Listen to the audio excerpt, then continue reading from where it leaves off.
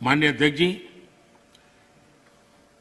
जो लोग इतनी बातें करते हैं, सरकार इतने सालों तक चलाई है, मैं नहीं मानता उनको किसानों की दिक्कत का पता नहीं था या उनको समझ नहीं थी। पता भी था, समझ भी थी,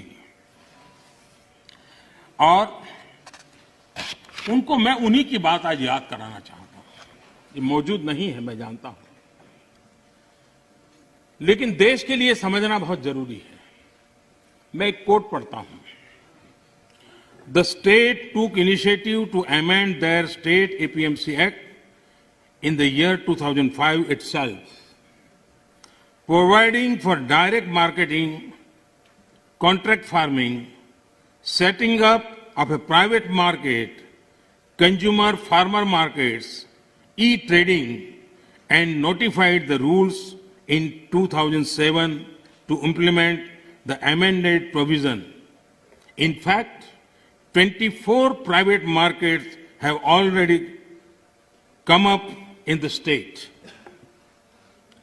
ये किसने कहा था? ये एपीएमसी एक्ट बदल दिया है, इस बात को कौन गर्व से कह रहा था? 24 ऐसे बाजार बन चुके हैं, इसका गौरव कौन कर रहा था? डॉक्टर मनमोहन सिंह जी की सरकार के कृषि मंत्री श्रीमान शरद पवार जी गर्व की बात कर रहे हैं। ये उनका कोर्ट में कह रहा हूं। अब आज एकदम से उल्टी बात कर रहे हैं, और इसलिए शक होता है कि आखिरकार आप किसानों को भ्रमित करने के लिए रास्ता क्यों चुना है?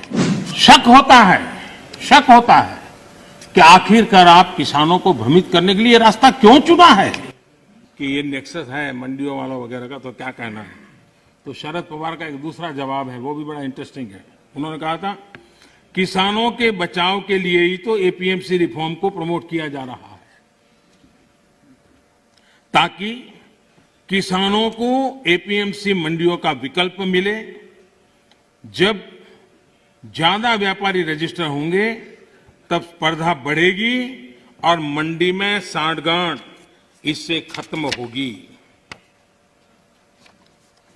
ये बात उन्होंने कही है, और इसलिए मैं समझता हूं कि इन बातों को हमने समझना होगा।